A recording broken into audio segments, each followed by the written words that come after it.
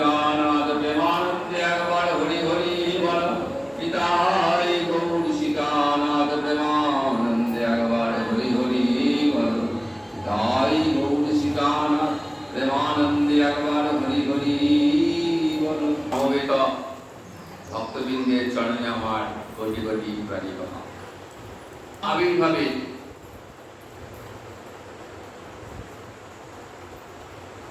মুখ্য দুটি কারণ।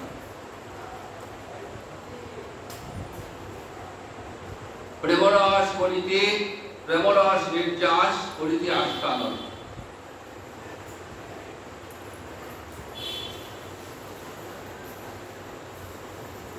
আর দ্বিতীয়টি হলো রাগমার্গে ভক্তি প্রচার। মুখ্য কারণটি প্রেমরস নির্যাস আস্বাদন। শ্রী গোবিন্দের এই ধরাধামে মর্তলোকে আবির্ভাবের যে মুখ্য কারণ, সেই কারণটি হলো প্রেমরস নির্যাস আস্বাদন। এই প্রেমরসটা কি? এই প্রেমরসটা বৃন্দাবনে ভৌম ব্রজে 4টি পাত্রে রয়েছে।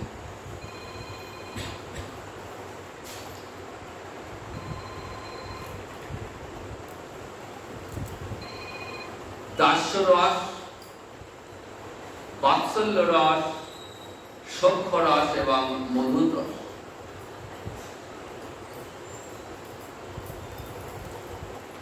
এই প্রেমরস এর নির্যাস আস্বাদন করবার জন্যই পরম করুণাময় শ্রী গোবিন্দ গোলকের নিত্য লীলাকে ভুলোকে নামিয়ে।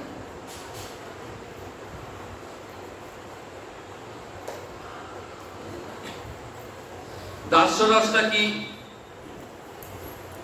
এই প্রেম রসটা যখন দাসের মধ্যে থাকে, যখন ভক্তের অন্তরে এই ভাব জেগে ওঠে যে পরম করুণাময় জগৎপতি শ্রীহরি, তিনি হলেন এই বিশ্ব ব্রহ্মাণ্ডের অনন্ত কোটি ব্রহ্মাণ্ডের অধিপতি, তিনি আমার প্রভু, আমি তার শ্রীচরণের দাস।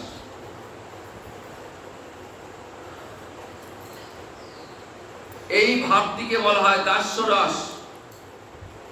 যখন এই ভাবটা সখার মধ্যে রয়ে যায়,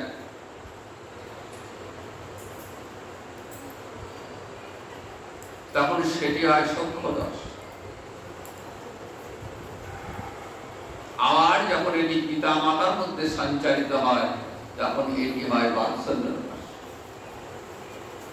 আর গোবিন্দের প্রাণকান্তাগণের মধ্যে সঞ্চারিত হলে সেটি হয় মধুর রস। যার যা ভাব তার কাছে সেটাই উত্তম। যার যা ভাব, যে দাস্যরসে সেবা করেন তার কাছে সেটাই শ্রেষ্ঠ, সেটাই উত্তম। যিনি সূক্ষ্ম ভাবে সেবা করেন তার কাছে সেটাই উত্তম, শ্রেষ্ঠ। এরকম যার যার ভাব তার কাছে সেই ভাবটি উত্তম। তাই কবিরাজ গোস্বামী পাদ বলছেন, যার যে ভাব সেই সর্বোত্তম, তটস্থ হইয়া বিচারিলে আছে তরতম। বিচার করলে এই বিভিন্ন রসের মধ্যে তারতম্য রয়েছে। দাস্যরসে একটি ভাব, সেটা হচ্ছে দাস্য ভাবে সেবা। সখ্য রসে কি আছে? দাসের সেবাটিও আছে,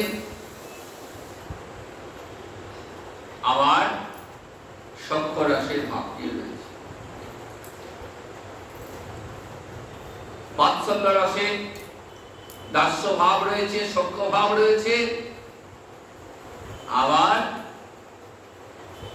পুত্র স্নেহে বাৎসল্য রসের ভাবটি রয়েছে। তাহলে দাস্য রসের থেকে সখ্য রস শ্রেষ্ঠ, কারণ দাস্য রসে একটি ভাব শুধু দাস্য ভাব। সখ্য রসে কি রয়েছে? দাসের ভাব রয়েছে, আবার সখার অভিন্ন মনন, শ্রীরাম সুদাম সখাদি ভগবানের কাঁধে চলেছে। সখ্য রস ভগবান আস্বাদন করলেন। আমার বাৎসল্য রস সখ্য রসের থেকেও শ্রেষ্ঠ, কারণ এখানে কি আছে? দাস্য ভাবটিও আছে, সখার অভিন্ন মনন রয়েছে, তার সঙ্গে রয়েছে বাৎসল্য স্নেহ। আর এই সমস্ত রসের উপরে রয়েছে মধুর রস, কারণ এই মধুর রসে দাসের সেবা যেমন রয়েছে, সখার অভিন্ন মনন রয়েছে, আবার সব থেকে রয়েছে সর্বাঙ্গ দিয়ে গোবিন্দ সেবা। তাই সকল রসের পরিপূর্ণ পরিণতি ঘটেছে এই মধুর রসে। তাই কবিরাজ গোস্বামী বললেন, পরিপূর্ণ কৃষ্ণ প্রাপ্তি এই প্রেমা হইতে। এই প্রেমার বশ কৃষ্ণ কয়ে ভাগবতী। এই মধুর রসে ভালোবাসার বশীভূত হলেন শ্রী গোবিন্দ। তাই মধুর রস হচ্ছে কৃষ্ণ প্রেমের পূর্ণ আস্বাদ। কৃষ্ণ প্রেমের পরিপূর্ণ মূরতি হলো এই মধুর রস। এই মধুর রসের আধার কারা? ব্রজ গোপীগণ। এই ব্রজ গোপীগণ গোবিন্দকে সমস্ত কিছু দিয়ে সেবা করেছে, নিজের বলে কিছুই দেখেন। আর গোবিন্দ এই প্রেমের বশীভূত। রাসের দিনে নিজের মুখে সেই কথা স্বীকার করলেন, বলছে, গোপীগণ, তোমাদের এই প্রেমের ঋণ আমি আর শোধ করতে পারলাম, কারণ তাদের প্রেম হলো একমুখী। এই গোপীগণ গোবিন্দ ছাড়া আর কারো কাছে নিজেকে সমর্পণ করেননি। সর্বধর্মান পরিত্যজ্য মাম একং শরণং ব্রজ। গীতায় ভগবান বলছেন, একমাত্র আমি আছি, তাই সমস্ত কিছু ত্যাগ করে আমার চরণে আত্মসমর্পণ করো, নিজেকে নিবেদন করে দাও, সর্বতভাবে আমার চরণে আত্মসমর্পণ করো। এই আত্মসমর্পণটা ব্রজ গোপীরা একমাত্র গোবিন্দ চরণেই করেছেন, আর কোথাও নিজেদের সমর্পণ করেননি। নিজেদের পাতিব্রত্য, নিজেদের লজ্জা, ভয়, সমস্ত কিছু ত্যাগ করে রাসের দিনে গোবিন্দ চরণে এসে আত্মসমর্পণ করলেন। তাই ভগবান বলছেন, তোমরা যেভাবে আমাকে ভালোবেসেছো সেরকম ভালোবাসা আমি তোমাদের দিতে পারি। তাই তোমাদের কাছে আমি চির ঋণী হয়ে রইলাম। এই প্রেমের ঋণ আর শোধ করতে পারলাম না। ন পারায় অহম। বৃন্দাবনের রাধারানী আর তার সখীগণের সঙ্গে এই যে প্রেমের, গোপী প্রেমের অনন্ত মাধুরী, অশেষে বিশেষে আস্বাদন করছে। প্রাণ ভরে গোবিন্দ আস্বাদন করলেন, আকণ্ঠ পান করেছেন এই গোপী প্রেমের মাধুর্য।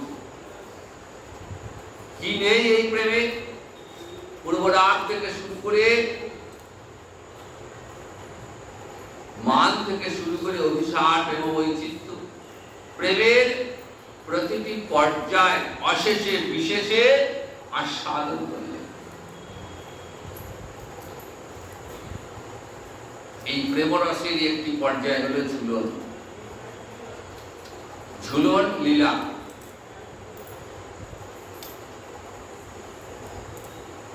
রাধা মাধব বর্ষানার নৈরিত কোণে কদম্বকণ্ঠীর বনে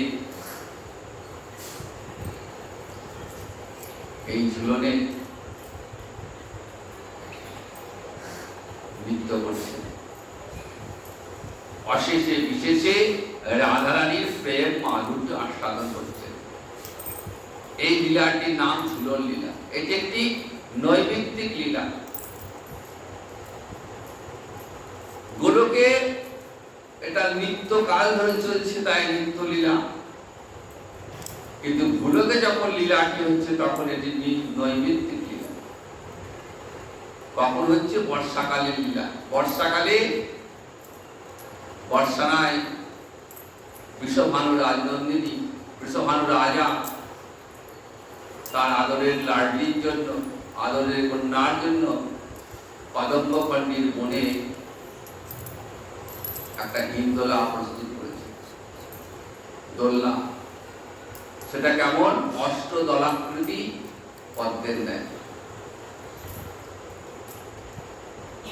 8টি মণিময় স্তম্ভ দিয়ে তৈরি।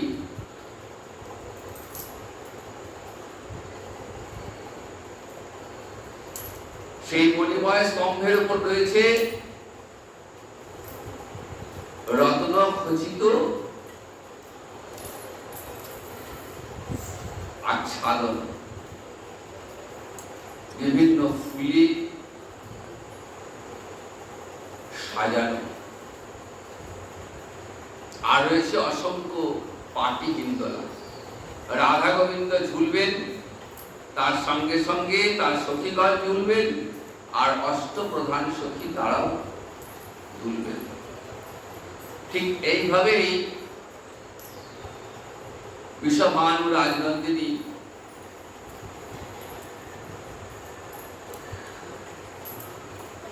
গোবিন্দকে সঙ্গে নিয়ে ঝুলনে যে লীলাটি করেন সেই লীলাটির নাম হলো ঝুলন লীলা। এই সময় রাধারানী থাকতেন বাপের বাড়িতে। আষাঢ় মাসে রথের পরপর চলে যান। ভাই সুদাম রাধারানীকে নিতে আসে শ্বশুর বাড়ি থেকে। কখন আসবেন? একদম দুর্গোৎসবের পর বিজয়া দশমী সেরে একদম আসবেন। কিন্তু এর মাঝে রয়েছে বর্ষাকাল, এর মাঝে রয়েছে রাধা মাধবের ঝুলন। তাই কেমন করে লীলাটি হচ্ছে দেখুন। আগে থেকে সব প্রস্তুত করা হয়েছে। বাপের বাড়িতে থাকলেও রাধারানী এই সময় মা যশোদার ইচ্ছা পূরণ করবার জন্য গোবিন্দের জন্য রন্ধন করতে আসতেন নন্দালয়ে। মা যশোদা রাধারানীর শাশুড়ি জটিলার কাছে অনুরোধ করেছিলেন যে আমার পুত্র, আমার গোপাল রাধারানী হাতের রান্না খেতে খুব ভালোবাসে, তাই তুমি অন্তত আমার গোপালের সেবার জন্য, গোপালের জন্য রন্ধন প্রস্তুত করবার জন্য রাধারানীকে পাঠিয়ে দিয়েছে। সেই অনুরোধটা জটিলা ফেলতে পারেন। তাই বাপের বাড়িতে থাকলেও তিনি আসতেন প্রত্যেক দিন নন্দালয়ে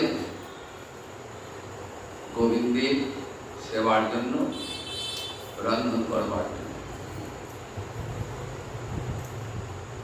দুর্বাসা ঋষি রাধারানীকে এই বর দিয়েছিলেন যে তোমার হাতের পাচিত অন্ন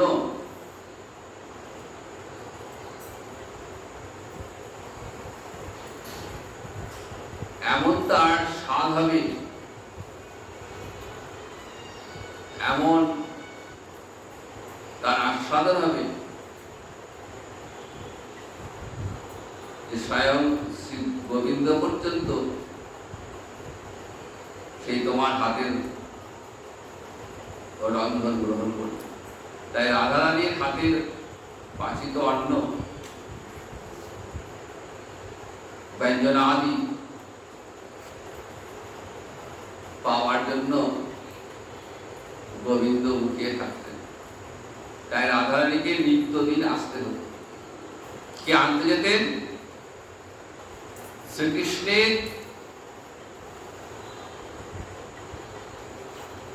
বৌদিদি, ভাবি, তিনি হলেন কুন্দলতা। এই কুন্দলতা হলেন নন্দরাজার দাদা উপানন্দ, তার পুত্র সুভদ্র। এই সুভদ্রের স্ত্রী হলেন কুন্দলতা। কুন্দলতা সখী মঞ্জরীগণকে সঙ্গে নিয়ে বর্ষানা থেকে নিয়ে আসতে প্রত্যেক দিন। রাধারানী বসনে ভূষণে সুসজ্জিতা হয়ে শ্যাম সুন্দরের দর্শন পাবেন এই আনন্দে অপেক্ষায় রয়েছেন। কতক্ষণে কুন্দলতা দিদি আসবেন, কতক্ষণে আমার সখী মঞ্জরীগণ আমাকে সঙ্গে নিয়ে আমাকে শ্যাম দর্শন করাবে। কারণ রাধারানী জীবনের একটাই ব্রত, শ্যাম সুন্দরের আনন্দ বিধান করা। আমার গোবিন্দ কিসে আনন্দ পাবেন, আমার শ্যাম সুন্দর কিসে আনন্দ পাবেন, এই আনন্দ দান করাই হচ্ছে রাধারানীর জীবনের একমাত্র ব্রত। তাই তিনি গোবিন্দের আনন্দিনী শক্তি, তাই তিনি গোবিন্দের গ্লাদিনী শক্তি। গ্লাদিনী মানে যিনি গোবিন্দকে আনন্দ দান করেন তিনি হলেন গ্লাদিনী। তিনি গোবিন্দের সঙ্গেই রয়েছেন, গোবিন্দের তিনি স্বরূপ শক্তি, কিন্তু লীলায় তিনি পরকীয়া বধূ সেজেছেন।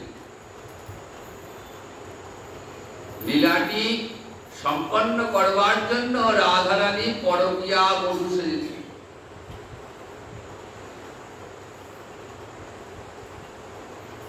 না হলে কেমন করে রস আস্বাদন হবে, কেমন করে জগৎ জীব কৃষ্ণ প্রেমের মাধুর্য আস্বাদন করবে, রাধা মাধবের প্রেম আস্বাদন কেমন করে করবে। তাই লীলাটিকে এমন করে সাজানো হয়েছে। এই পিছনে কারিগরটিকে, এই কারিগরটি হলেন যোগমায়া, তিনি গোবিন্দের শক্তি। গোবিন্দ কিসে আনন্দ পাবেন, যোগমায়া সেটা আগে থেকে স্থির করে রাখে। কারণ ভগবান যোগমায়াকে আদেশ দিয়ে রেখেছেন, হে যোগমায়া, আমার আনন্দ হয় এমন যা কিছু তুমি আমাকে না জানিয়েও করতে পারো। এই অধিকারটা গোবিন্দ যোগমায়াকে দিয়ে রেখে। তাই যোগমায়া এক একটা লীলা এমন এমন করে সাজিয়েছেন যে সেই সমস্ত লীলা দর্শন করে ব্রহ্মাদি দেবগণ পর্যন্ত মোহিত হয়ে রয়েছেন। তারাও বুঝতে পারেন না গোবিন্দের মায়া।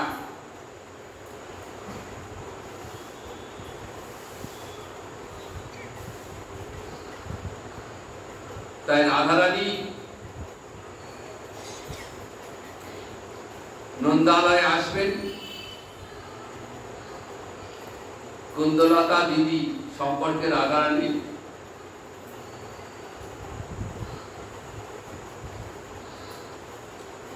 কৃষ্ণের বৌদিদি হচ্ছে।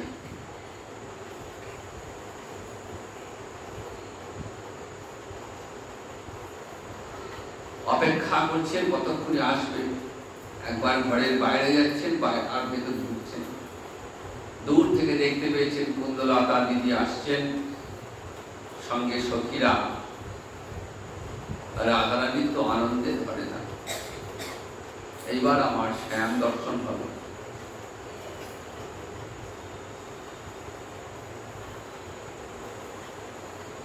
কুন্দলতা চলেছেন আগে আগে,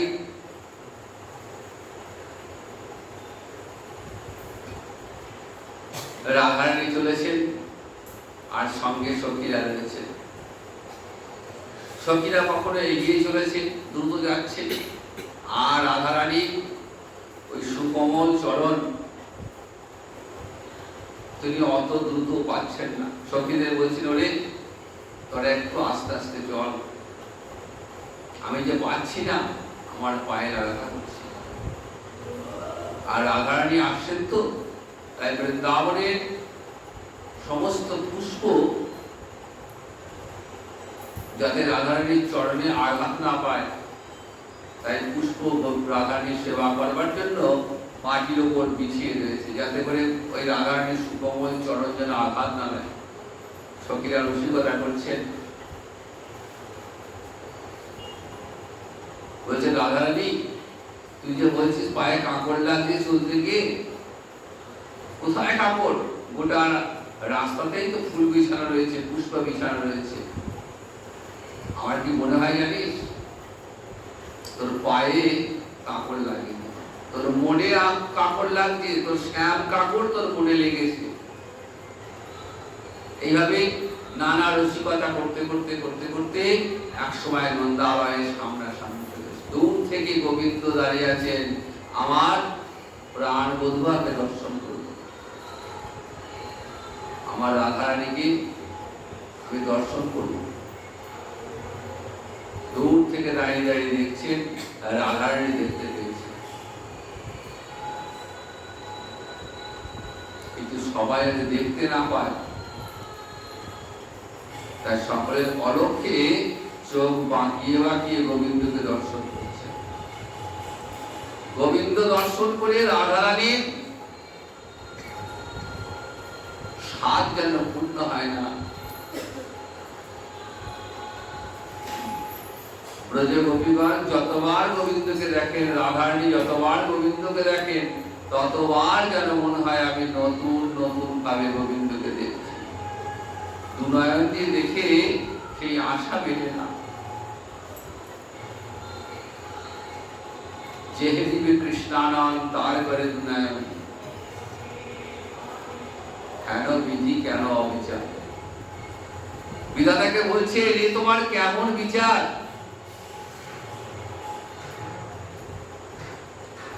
এই দুনয়নে কি কৃষ্ণ দর্শন হয়ে শান্তি হয়? দিলে দিলে দুটি নয়ন দিলে, যদি কোটি আঁখি দিতে তাহলেও বোধহয় গোবিন্দকে দর্শন করে মনের আশা পূর্ণ হতো না। বিধাতা তুমি যোগ্য সৃষ্টি জানো না, দুটি নয়ন দিয়েছো, তাতে আবার পলক দিয়েছো, বারবার তো পলক পড়ে যাচ্ছে, গোবিন্দকে দর্শন করে আমার আশা ফিরছে।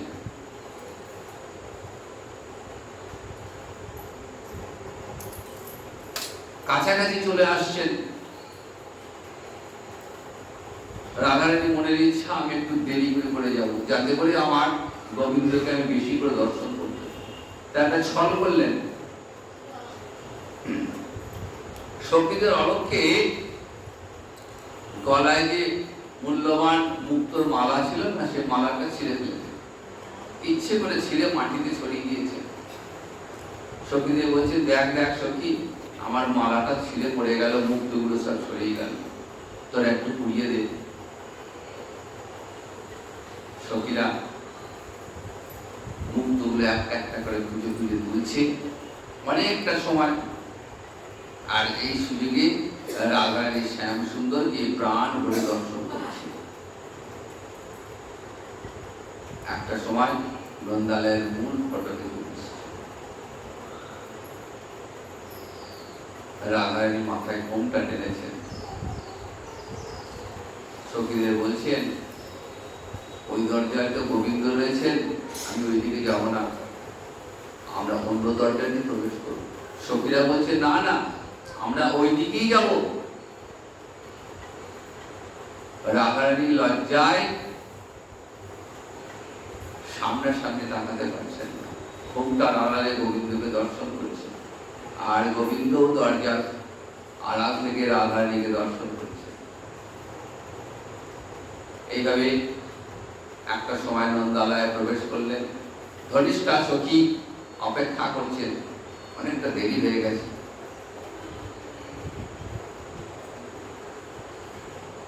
ধনিষ্ঠা সখী রাধারানীকে দেখে উৎকণ্ঠা কমে গেল। রাধারানীকে আদর করে মা যশোদার কাছে নিয়ে গেলে, মা যশোদার বুকে জড়িয়ে ধরেছেন। তারপর রোহিণী মায়ের সাথে দেখা করলেন। মা যশোদা বললেন, যাও রাধারানীকে নতুন বসন করিয়ে রান্নাঘরে নিয়ে যাও। ধনিষ্ঠা সখী অন্যান্য সখীরা রাধারানীকে রন্ধনশালায় নিয়ে গেলেন। রাধারানী আগে থেকে সমস্ত প্রস্তুত করা রয়েছে, রন্ধনের বিভিন্ন দ্রব্য। তো রন্ধনশালায় যে মুক্ত বাতায়ন রয়েছে, জানালা রয়েছে, রান্না করছেন আর মাঝে মধ্যে জানলা দিয়ে চেয়ে চেয়ে দেখছেন যে গোবিন্দ আসছেন কিনা। শ্যাম সুন্দর ঠিক অপেক্ষায় রয়েছেন, গোপনে লুকিয়ে মাঝে মাঝে জানলার কাছে এসে দাঁড়াচ্ছেন, আর রাধারানী ইশারা করছেন, যাও যাও, এখন সরে যাও। এইভাবে লীলা চলছে। একসময় রন্ধন প্রস্তুত হয়ে গেছে। মা যশোদা কুলদেবতা, গৃহদেবতা নারায়ণের জন্য ভোগ সাজিয়েছেন। দেখুন মায়ের অন্তরের কেমন বাৎসল্য রসটা দেখুন। মা তো জানেন আমার গোপাল আমার পুত্র, আমার পেটের সন্তান, আমার গোপাল যে অনন্ত কোটি ব্রহ্মাণ্ডের নিয়ন্তা, এটা তো মায়ের অন্তরে বোধটা কখনো যায় না। তাই গৃহদেবতা কুলদেবতা নারায়ণের সেবা দিচ্ছেন, সেই ভোগ তিনি গোপালকে দেবেন। ভোগ নিবেদন হয়ে গেছে। কৃষ্ণ বলরাম সেবায় বসেছেন। সেবা শেষ হয়ে গেলে সেই প্রসাদ নিয়ে এসে গোবিন্দের অধরামৃত মিশিয়ে রাধারানীকে ভোজন করালেন। সখী মঞ্জুরিগণের সেবা করেছেন।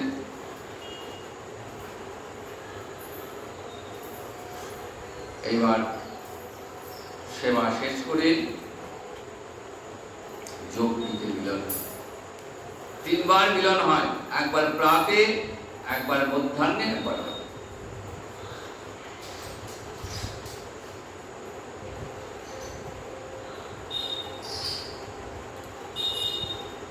এই রাধা গোবিন্দের যোগপীঠে মিলন, এইটাই হচ্ছে গৌড়ীয় বৈষ্ণবদের আরাধ্য উপাসনা, যুগল আরাধনা।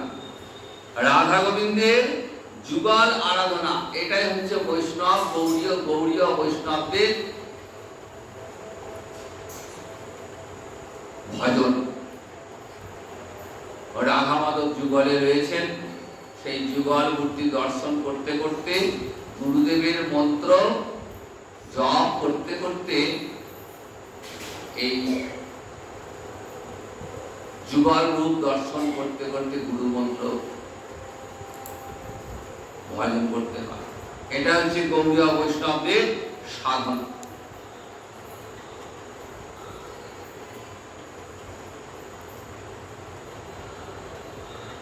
রাধারানীকে কুঞ্জে নিয়ে গেছেন সখীরা। আগে থেকে ইঙ্গিত দেওয়া আছে যে গোবিন্দ সেখানে আসবেন। দাদা বড়দেবের হাতে গোচরণের ভার দিয়ে রাধারানীর সঙ্গে মিলনের জন্য কুঞ্জে এসেছেন। কুঞ্জ মিলন হবে। বৃন্দাদেবী আগে থাকতেই সব প্রস্তুত করে রেখেছেন। গোবিন্দ এসে কোন কুঞ্জে রাধারানী আছেন খুঁজে পাচ্ছেন।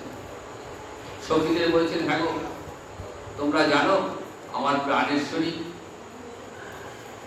বিশ্বভানু রাজনন্দিনী আমার রাধারানী কোথায় আছেন? বলছেন, না, আমরা তো জানি না। একটু রসিকতা করছেন, বলছেন, আজকে আমাদের সঙ্গে দেখা হয়নি। রন্ধন সেরে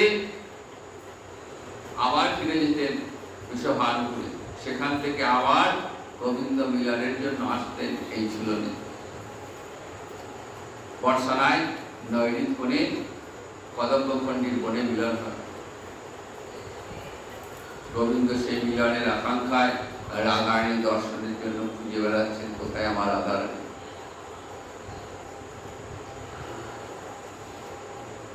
সখীরা বলছেন, আমরা জানি না। রসিকতা করছেন, বলছেন, মনে হয় জানো আজকে মনে আসেনি রাধারানী, হয়তো শাশুড়ি জটিলা আটকেও দিতে পারে, আসতে দেয়নি আজকে।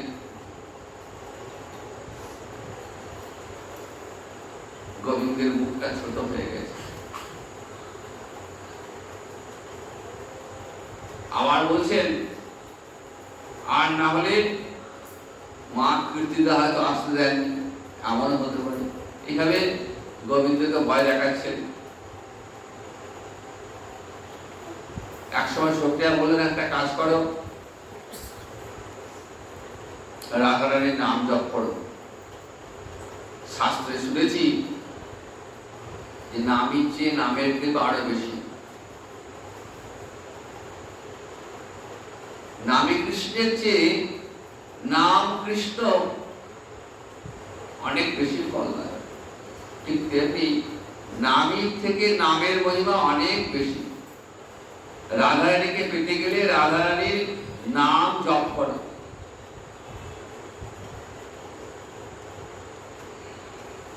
গোবিন্দ রাধারানীকে পাওয়ার আশায় তখন রাধারানীর নাম জপ করতে লাগলেন।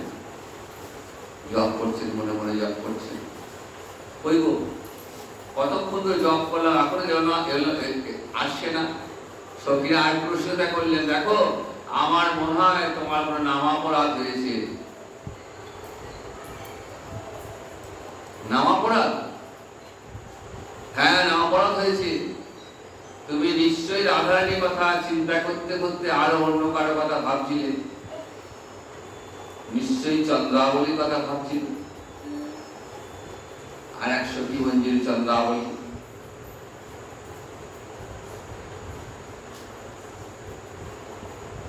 শাস্ত্রের উপদেশ, কৃষ্ণ চিন্তা করতে করতে, কৃষ্ণ নাম জপ করতে করতে যদি অন্তরে অন্য কোনো চিন্তা চলে আসে, বিষয় চিন্তা চলে আসে, তাহলে কিন্তু জপ সার্থক পায় না। তাই সখীরাও বলছে, তুমি রাধারানী জপ ঠিকঠাক করতে পারোনি, তুমি মন থেকে ভজন তোমার হয়নি, তাই তুমি দর্শন পাচ্ছ না। তাহলে এসো আমরা সবাই মিলে উচ্চ ঈশ্বরের রাধারানী একবার জয়ধ্বনি করি। তখন গোবিন্দ সখীগণকে সঙ্গে নিয়ে রাধারানী জয়গান করছেন। জয় রাধে রাধে গোবিন্দ জয়, রাধারানীর জয় রাম বৃন্দাবন বিলাসিনী, রাধারানীর জয় রাম অপার করুণাময়ী, রাধারানীর জয় রাম বিশ্বভানু রাজনন্দিনী, রাধারানীর জয় রাম। এইভাবে রাধারানীর জয় ধরে দিচ্ছেন। এমন সময় সখীরা ইঙ্গিত করলেন, দেখো ওই কুঞ্জে রাধারানী রয়েছেন। গোবিন্দ দেখা মাত্রই ছুটতে ছুটতে, রাধারানী তো সব দেখছিলেন। এতক্ষণ ধরে সখীরা রাধারানীর সঙ্গে গোবিন্দের সঙ্গে যে রসিকতা করছিলেন সব দেখছিলেন, মনে মনে হাসছিলেন। এক সময় সেই কুঞ্জে গেলেন রাধা মাধবের মিলনান্তে সূর্য পূজা, বৃন্দাদেবী সূর্যা পূজার সমস্ত আয়োজন করে গেছেন। সূর্যা পূজার অন্তে যে মণিময় হিন্দোলা বিষভানু রাজা প্রস্তুত করে গেছেন, সেই হিন্দোলাতে রাধা মাধব বসেছেন। আর ছোট ছোট পাতি হিন্দোলা অসংখ্য, সেই পাতি হিন্দোলাতে কোনোটায় একজন সখী, কোনোটা দুজন সখী, আবার এমন হিন্দোলা রয়েছে যেখানে একসঙ্গে বহু সখী বসবে। ললিতা বিশাখা পুষ্প দিয়ে আরতি করলেন, রাধা মাধবের রাধা গোবিন্দের আরতি করে এইবার ঝুলন লীলা শুরু করেছেন। ঝুলনে সেই হিন্দোলা দোলাচ্ছেন আর রাধা মাধবের ঝুলন নিয়ে নানা রকম নৃত্য গীত শুরু করেছেন। এক সময় দুলতে দুলতে জোরে তুলিয়ে দিয়েছে সখীরা, আর সেই প্রচন্ড গতির ফলে রাধারানীর বসন উঠতে লেগেছে। রাধারানীর ভয়ে গোবিন্দকে আলিঙ্গন করেছেন। তাই দেখে সখী মঞ্জুরিগণ আনন্দে গান শুরু করেছেন।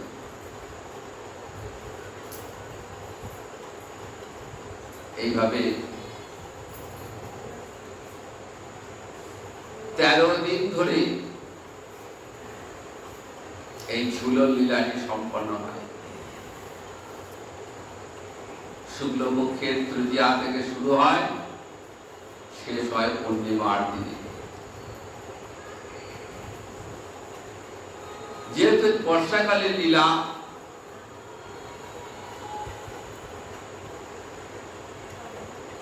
এবং নৈমিত্তিক লীলা,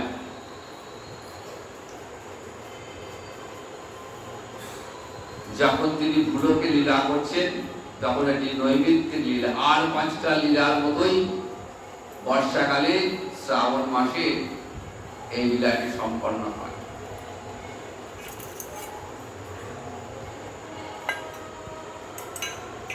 ঋতুটা বর্ষা হলেও সমস্ত ঋতু এসে হাজির হয়েছেন রাধা গোবিন্দের সেবা করবেন, এমন সুযোগ তো আর পাওয়া যাবে না।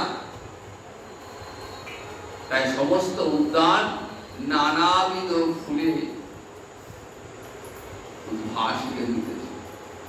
যে সমস্ত ফুল বর্ষাকালে ফোটে না, সেই সমস্ত ফুল ফুটেছে। কোকিল আনন্দে গান করছে। কোকিল তো বসন্তকালে দেখা যায়, বর্ষাকালে কোকিল দেখা যায় না, কোকিলের গান শোনা যায় না।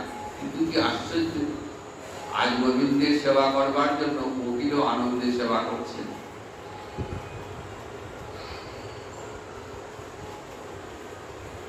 সমস্ত ঋতু আজ একত্রিত হয়েছেন ওই রাধা গোবিন্দের ঝুলন লীলায়।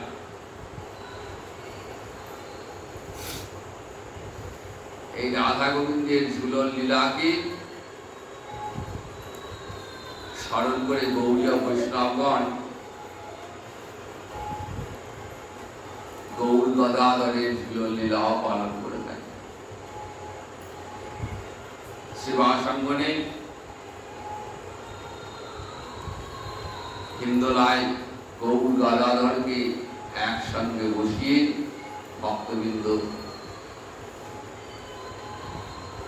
ওই লীলা স্মরণ করে নৃত্য গীত করতেন। 13 দিন ধরেই আজও নবদ্বীপে একইভাবেই গৌর গদাধরের ঝুলন উৎসব পালিত হয়। গদাধর তো আর কেউ নন, গদাধর হলেন স্বয়ং রাধারানীর শক্তি। তাই গৌরহরি গদাধরকে সঙ্গে নিয়ে, গদাধর গৌরহরির অত্যন্ত প্রিয় ছিলেন।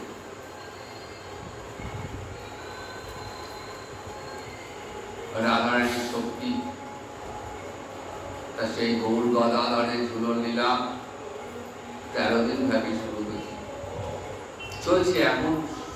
তৃতীয়া থেকে শুরু হয়েছে, পূর্ণিমায় শেষ হবে। তাই মূলত একাদশের দিন থেকেই লীলাটি শুরু হয়। তো আগামীকাল সেই পূর্ণ একাদশী, পুত্রদা একাদশী তিথি। আগামীকাল থেকে সেই গৌর গোবিন্দের ঝুলন লীলা শুরু হবে। আর 5টা লীলা, প্রতি ঝুলন লীলা আর রাধা গোবিন্দের অপূর্ব লীলা। সেই লীলা যুগল রূপ স্মরণ করতে করতে সেই লীলা সকলে আস্বাদন করুন। আর গোবিন্দের কৃপা লাভ করুন, গৌর গদাধরের কৃপা লাভ করুন, নিতাইদের কৃপা লাভ করুন। আজ এইগুলি ভাগবতী কথা বিশ্রাম নিচ্ছি। জয় নিতাই,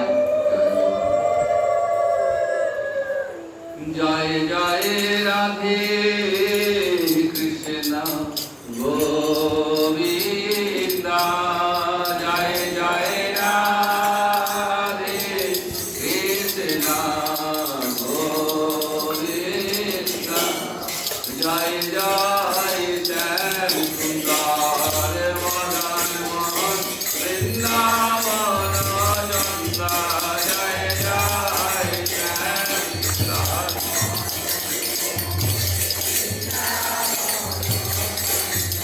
জয় জয় রাধা রমণ রতি বিহারি শ্রী গোকুলানন্দ, জয় জয়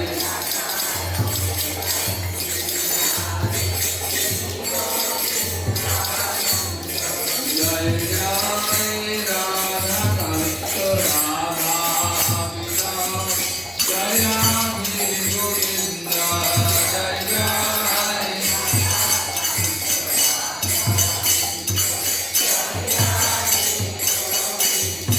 জয় জয় রাধেশ্বরী বিনোদিনী মানকুল চন্দ্র, জয় জয়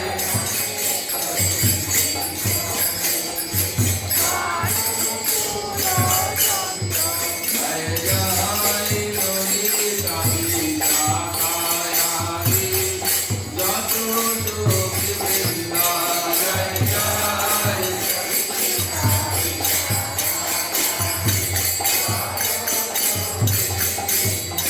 জয় জয় শ্রীরূপ মঞ্জরি মঞ্জরি আনন্দ, জয় জয়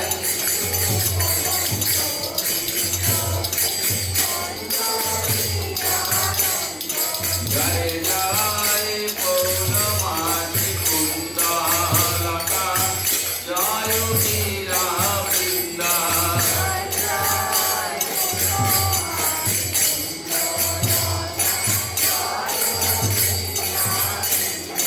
জয় জয় কৃপা করি নেহা যুবা কারণার বৃন্দা, জ্ঞান